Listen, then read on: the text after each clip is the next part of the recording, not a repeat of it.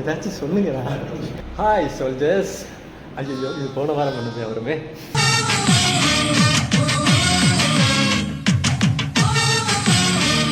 கோடிக்கணக்கில் பணம் போட்டு ப்ரொடியூஸ் பண்ற படங்களே ரிலீஸ் டேட்டுக்கு வருது இல்ல. இல்லடா துருவ நட்சத்திரத்தை சொன்னப்பா. இன்னைக்கு பாத்தீங்கன்னா எங்களோட 2 பேர் இணைஞ்சிருக்காங்க. யாருன்னு சொன்னா, முதலாவது எங்களோட ஆதி அண்ணா, அடுத்தது எங்களோட விசாகர். இவங்க 2 பேரும் திருகோணமலையிலே வளர்ந்து வருகிற 2 இசைக்கலைஞர்கள். ஆனா நான் என்னை கேட்டா நான் சொல்லுவேன், இவர் தான் திருகோணமலை சாய் அபியங்கர், அவர் தான் திருகோணமலை சந்தோஷ் நாராயணன். இதெல்லாம் நகைச்சுவைக்காக யாரும் சீரியஸா எடுத்துக்கொள்ளாது. எங்க 2 பேரோடய நாங்கள் இன்னைக்கு மியூசிக் சம்பந்தமாகவும் லைஃப் சம்பந்தமாகவும் நிறைய விஷயங்கள் கதைக்க போறோம். ஸோ ஸ்டார்ட் பண்ணலாம். முதல்ல ஆதியனாலேருந்து தொடங்குவோம். ஆதியனா சொல்லுங்க, இப்போ எதுக்காக மியூசிக்கை செலக்ட் பண்ணீங்க?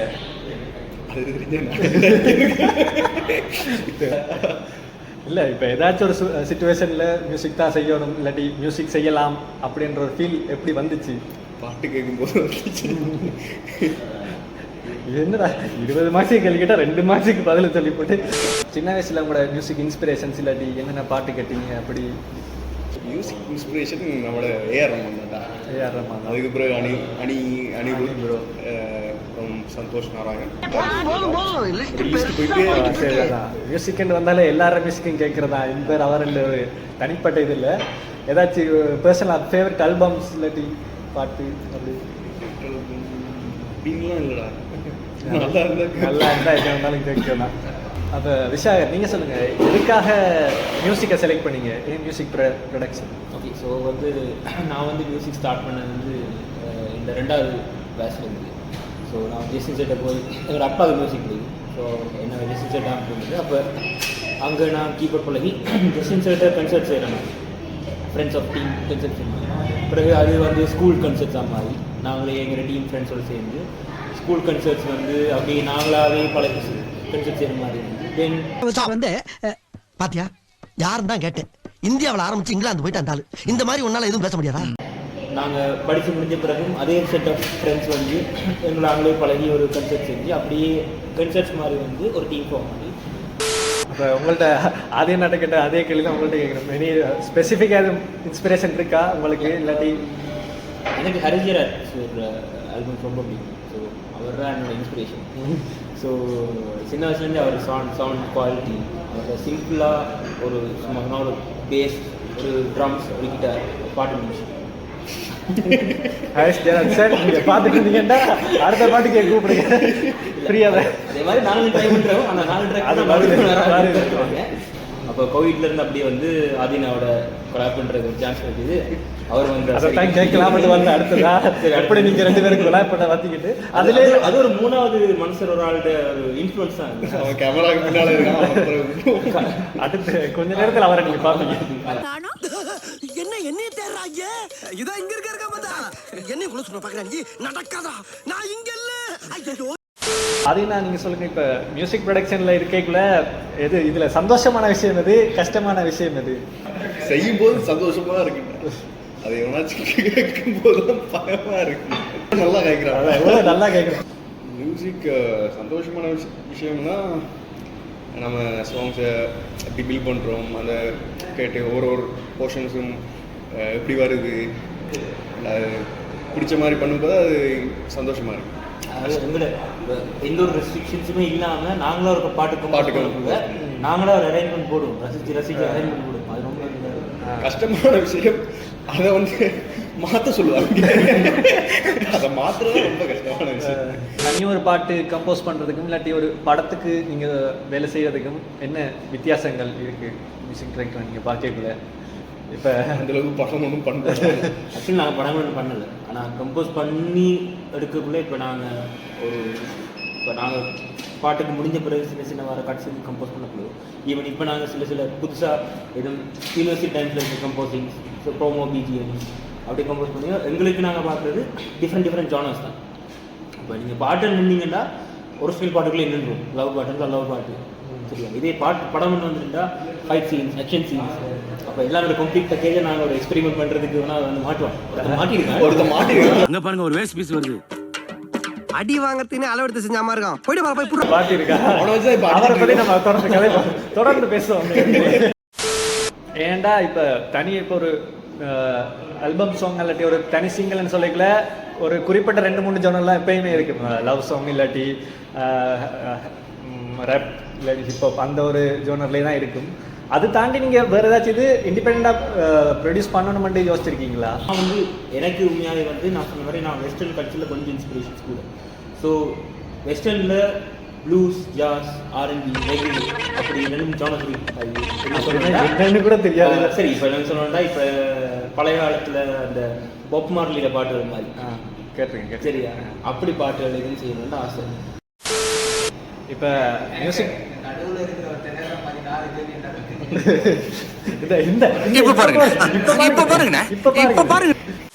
இப்போ மியூசிக் ப்ரொடக்ஷன் சொன்னால் நார்மலாக பார்க்குறாக்களுக்கு அதை பற்றி பெருசாக ஐடியாஸ் இருக்காது. அப்போ நீங்கள் அது இப்போ விளங்குற மாதிரி சிம்பிளாக சொல்லணுமெண்டா எப்படி சொல்லுவீங்க?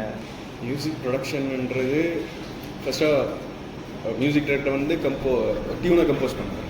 அந்த டியூனுக்கு அரேஞ்ச்மெண்ட்ஸ் அது ப்ரொடக்ஷனுக்குள்ள வரும். அரேஞ்ச்மெண்ட்னு சொல்லி சொன்னால் மியூசிக் இன்ஸ்ட்ருமெண்ட் யார் பாடுற அப்படி சொல்லுங்க. யார் பாடுற அண்ட் மியூசிக் அரேஞ்ச்மெண்ட்ஸ் இன்ஸ்ட்ருமெண்ட்ஸ் எப்படி ஹேண்டில் பண்ணலாம், சவுண்டிங் எப்படி இருக்கும், அந்த கலர் டோன்ஸுகள், அந்த பாட்டுக்குண்டே ஒரு கலர் டோன், லேயர்ஸ், அந்த மியூசிக் லேயர்ஸ் நிறைய எப்படி பாட்டு ப்ரொசீட் ஆகுன்ற ஒரு அரேஞ்ச்மெண்ட்.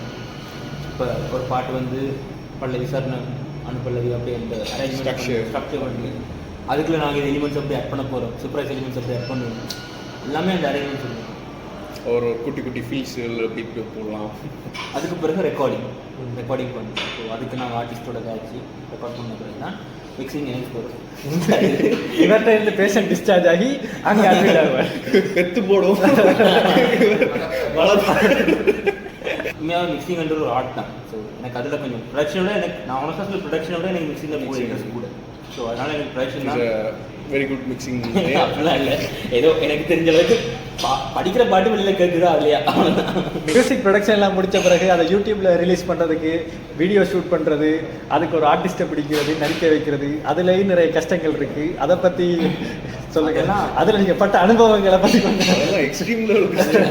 என்ன என்ன ரப்பர் மரங்களுக்கு ரணங்கள் புதிதில்லை அதே மாதிரி நாங்கள்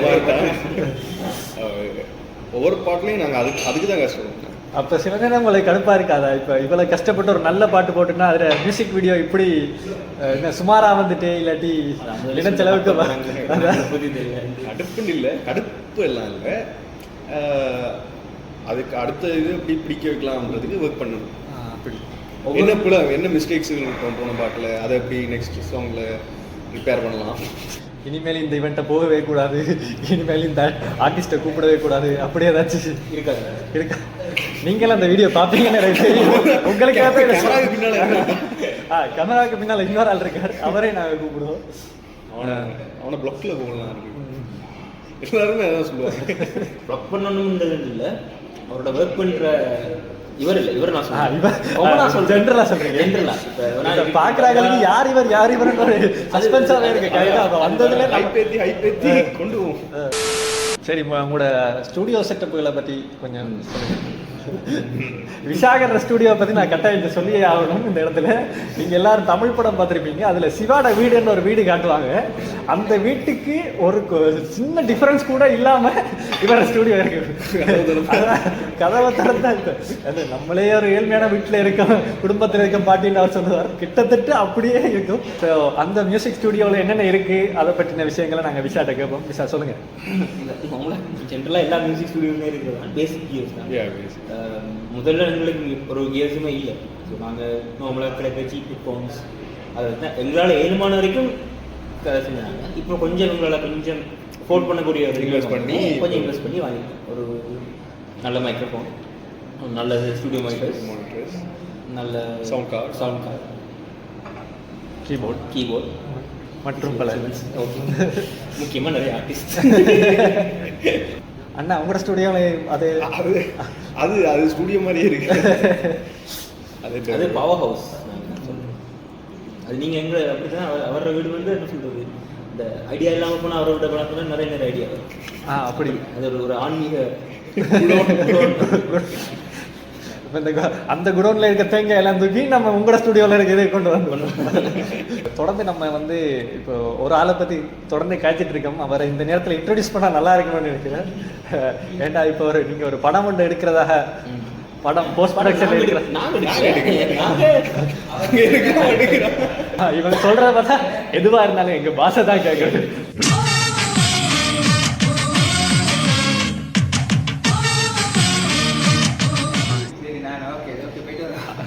என்ன வண்டி இருக்கு. நன்றி வணக்கம். இப்போ பார்த்தீங்கன்னா எங்களோட ஹாய் ஜோயா மாதிரி ஒரு ஃபேமஸான சீரிஸ் எடுத்து இப்போ தன்னுடைய பைலட் ஃபில்மை இயக்கி போஸ்ட் ப்ரொடக்ஷனில் இருக்கிற டைரக்டர் சைஜாத் ஹுதா எங்களோட இணைஞ்சிருக்கார். ஹுதா வணக்கம் சொல்லுங்க. வணக்கம். சொல்லுங்க சைஜாத், இப்போ ஒரு பைலட் ஃபில்ம் எடுக்கணும் என்ற ஆசை உங்கள்கிட்ட எப்போ வந்தது, எப்படி வந்தது? இவர்தான், இவருக்கு இதான் வேலை. அந்த கதையை கொஞ்சம் முழுசா சொல்லுங்க. ஒரு நிமிஷம் கவர் செய்ய போனேன். நான் தமிழ் லிரிக்கு எழுதி வச்சிருந்தேன். நான் இப்படி தான் ஒரு கவர் ஒன்று செய்யணும்னு அவர்கிட்ட போனேன். அவர் சொன்னார், அவரே சொன்னார் நான் உங்களுக்கு புதுசாக பாட்டு போட்டு தரேன். சரி ஓகேன்னு சொல்லி அதுக்கு லிரிக் எழுத போகக்குள்ள சொன்னார் படமாக எடுக்க மாட்டார். நான் ஒன்று சொல்லி பார்த்தேன்டா வராது கேட்கலையே அப்படியே சரி படம் பண்ணுவோம்ன்றாரு. அப்போ யூடியூப்ல சரி ஓகே நான் பண்ணுவோம் ஒரு 15 நிமிஷம் இருக்கிற மாதிரி யூடியூப் அன்னைக்கு அந்த இது நாகார்ஜுனா வர மாதிரி யூடியூப் அன்னைக்கு. அப்போ என்னென்னு கேட்க தியேட்டர்ன்றாரு. சரி ஓகே எத்தனை வேணா 1 hour அப்படியே தான். அதுக்கு நான் போனது பாட்டு படிக்க. ஆனால் இந்த படத்துல பாட்டு படிக்கிறது மட்டும் ஜெல்லாம் பண்ண விட்டாங்க. அந்த டான்ஸ் எல்லாம் கட்டாயம் பார்க்கணும். ஒரு கவர்ல வந்து ஒரு நிமிஷம் கவர்ல வந்து 1 மணி நேரம் படம் 2 பாட்டு வேற 3 பாட்டு 2 ஹீரோயினா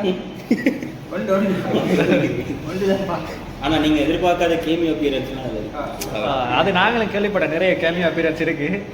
அப்ப சொல்லுங்க சார், படம் எடுக்கிறேன்னு டிசைட் பண்ணிட்டீங்க, அப்ப அதுக்கு நிறைய வேலைகள் இருந்து ஸ்கிரிப்ட் எழுதுறது, ஆர்டிஸ்ட் செலக்ட் பண்றது, அப்படி அந்த கஸ்டமரை கூடாது அவனே நடிச்சுட்டான்.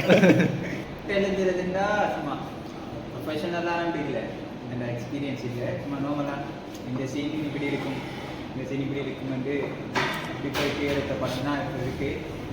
நிறைய பேர் இவங்க எல்லாத்தையும் ஹெல்ப்னா எல்லாரும் சொல்லுவாங்க ஐடியா டீம் ஒர்க்காக தான் பண்ணியிருக்கு. படம் நல்லா இல்லை மொத்தமா இவ்வளவு பேரை மாற்றத்துக்காக இப்படி ஒரு பிளான் பண்ணியிருக்காங்க. தனியாக நம்மள தானே அடிப்பாங்க. டீம் ஒர்க் தான்டா. எனக்கு இந்த பயலுக்கு எந்த சம்பந்தமும் கிடையாது.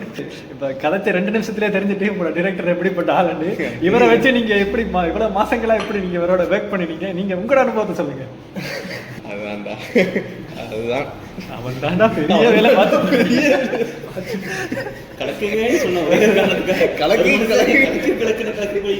இல்ல அவன் நல்ல ஆள் தான். சிரிக்காம சொல்றாரு பாத்தீங்களா, அதுக்கே நம்ம பாராட்டோம். இல்லடா எவனாச்சு போய் படத்தை எடுத்துருவாங்கன்னா அடுத்த நாளே நானே பார்த்து oh my god mind blowing என்னோட எல்லாம் பண்ணுவாங்க. நான் சிவனேரி ஆஃபீஸில் இருக்கக்குள்ள கால் பண்ண நண்பா உனக்கு ஒரு அதிர்ச்சி இன்னொரு பாட்டு ரெடியா நீங்களே காமெடி பண்ணிட்டு அப்புறம் நான் எதுக்குடா? அந்த சில மியூசிக் டைரக்டர்ஸ் எல்லாம் சொல்லுவாங்க, இந்த படம் நல்லா இருக்கு சார், இந்த இடத்துல ஒரு பாட்டு போட்டு தரேன்னு சொல்ற மாதிரி அது அப்படியே நடந்திருக்கேன். இந்த மாதிரி நிறைய நடந்திருக்கு. நான் ஒரு இதில் போவேன், அவரோட மைண்டில் போட்டு அவர் எக்ஸ்டெண்ட் பண்ணிடுவாரு. இப்போ அதுக்கு அப்படி போவோம்னா சொல்றதெல்லாம் சொல்லிட்டு ஆனா நல்ல நல்ல விஷயம் அதையும் இந்த இடத்துல கட்டாயம் பதிவு பண்ணுங்க. இந்த இன்டர்வியூ எடுத்ததுக்கு காரணமே February 12 ஒரு பாட்டு வருது, அதுக்குரிய ப்ரொமோஷனாக தான் இதை எடுத்திருக்கோம். பாட்டு நல்லா வந்திருக்குன்னு சொல்றாங்க. அது எங்களுக்கு இப்போ என்னன்னு சொல்றது, ஒரு சின்ன டீசர் மாதிரி நான் கேட்டிருக்கேன், நல்லா வந்திருக்கு. நீங்களும் அதை பார்த்து சப்போர்ட் பண்ணுங்க. தேங்க்ஸ் சொல்லணும் ஃபெஸ்ட்டுக்கு தினேஷ் ஸ்டுடியோ டிவிசிக்கு தேங்க்ஸ் சொல்லணும். ஏன்னா அக்டோபர்லேருந்து ஸ்டார்ட் பண்ணினோம், இப்போ வரைக்கும் இன்னும் முடியலை, ஷெடியூல் இருக்குது. இப்போ வரைக்கும் கஷ்டம் இல்லாமல் எப்போ கேட்டாலும் வந்து செஞ்சு தந்திருக்காங்க. அது மாதிரி ஆக்ட் பண்ணிங்க ஜெனீஷியா, மற்ற கோ ஆக்டர்ஸ் எல்லோரும் நிறைய எப்போ கூப்பிட்டாலும் வந்து எல்லோரும் எப்படி இது ஒரு ப்ரொஃபஷனல் தான். நான் அதை தாண்டி இதெல்லாம் ஃப்ரெண்ட்ஸாக எல்லோரும் சேர்ந்து பண்ணுற ஒரு ப்ரொஜெக்ட். எல்லோரும் கஷ்டப்பட்டு பண்ணியிருக்கோம், நல்லா இருக்கும். எல்லோரும் நம்ம அவங்க சப்போர்ட்டை தந்தீங்கன்னா அடுத்த லெவலுக்கு போயிடலாம். படத்தில் அவ்வளோதாங்க புரிஞ்சுக்கிட்டாங்க வாஸ். ஃபெஸ்ட்டுக்கு ஒரு சிங்கிள் டைட்டில் ட்ராக் ஒன்று இருக்குது. அதுதான் ஃபெஸ்ட்டுக்கு போட்ட அது ஆல்மோஸ்ட் டன். யா அது டன் ஃபுல்லாக ஃபினிஷ் முடிஞ்சு February 12 ஏடிஎஸ் கிரியேஷன் யூடியூப்பில் ஆரோக்கிய படத்தோட ஃபெஸ்ட் சிங்கிள் வருது உசுறு மேலே. நல்லா இருக்கு. நாங்களே ஹைட் கொடுக்க விரும்பலை, ஆனால் நல்லா இருக்கு. எதுக்கு ஓகே மாதிரி ஹைட் கொடுத்து நம்ம அடி தான் போடுறது. பாட்டு மியூசிக் தலைவர் அது என்ன படித்தது அவங்க ஃபீமேல் வெர்ஷன் படித்தது ஷெஹானியன், மிக்ஸ் மாஸ்டர் பண்ணது ஸ்டேவர் விஷாகர். 100% நீங்கள் படத்தில் பார்த்துக்கொள்ளுங்க. 100% 99% என்ன கதை ஃபுல் எஃபர்ட் போட்டிருக்கோம். மெயினாக தேங்க்ஸ் சொல்லணும் அம்ரித்துக்கு. அவர் தான் கடைசி நேரத்தில் வந்து கடைசி டைமில் வந்து ஃபுல் சப்போர்ட் பண்ணினா. அம்ரித் எல்லாம் ஃப்ரெண்ட்ஸாக சேர்ந்து பண்ணின டீம் ஒர்க் இது. அதனால் உங்களோட சப்போர்ட்டை நீங்கள் தந்தீங்கன்னா நாங்கள் எல்லோரும் எங்கள் அடுத்த லெவலுக்கு போகிறதுக்கு தேங்க்ஸ். தேங்க்யூ சைஜாத். டிரெக்டர் சைஜாத் சொன்ன மாதிரி February 12 அவங்களோட பாட்டு வருது, அதையும் பார்த்து சப்போர்ட் பண்ணுங்கள். அதோட ஆரோகி படம் உலகம் முழுவதும் இருக்கிற தியேட்டர்களில் கட் பண்ணி சாரி இலங்கை முழுவதும் இருக்கிற இலங்கை இந்த பிடிச்சிட்டேன். இப்போ பாருங்க, அதாவது ஃபேன் ட்ரிங்கமலி மூவியா எல்லா தியேட்டர்களையும் ட்ரிங்கோவில் ஒரே ஒரு தியேட்டர்ல விரைவில் எத்தனையாம் தேதி அதெல்லாம் தெரியாப்பா. அதாவது கோடிக்கணக்கில் பணம் போட்டு ப்ரொடியூஸ் பண்ற படங்களே ரிலீஸ் டேட்டுக்கு வருது இல்ல. இல்ல நான் துருவ நட்சத்திரத்தை சொன்னப்பா. அருவா அப்ப தேவைப்படாது, தேவைப்பட்டா பின்னால வாங்கிக்கிறேன். அதான் நீ நினைக்கிற மாதிரி இல்ல. அப்போ அப்படி இருக்கக்குள்ள சரி, உங்களுக்கே தெரியும் இப்போ ஃப்ரெண்ட்ஸாக சேர்ந்து செய்கிற ஒரு முயற்சி பார்த்து உங்களோட சப்போர்ட்டை தாங்க. இப்போ என்ன நீங்கள் பார்த்து சப்போர்ட் பண்ணுறதுல தான் இனி வர ஆர்டிஸ்ட்டுக்கும் அது ஒரு ஹெல்ப்ஃபுல்லாக இருக்கும். கண்டிப்பாக இவங்க 3 பேரையும் சப்போர்ட் பண்ணுங்கள். தேங்க்யூ. பாட்டு 2 வரி பாடுவார் இல்லை 2 வரி என்ன ஆட வச்சாரு சரி நீங்க 2 பேரும் பாடுங்க. அந்த பாட்டிக்கு ஒரு ஆடு அவர் டான்ஸ் ஆடுவார்.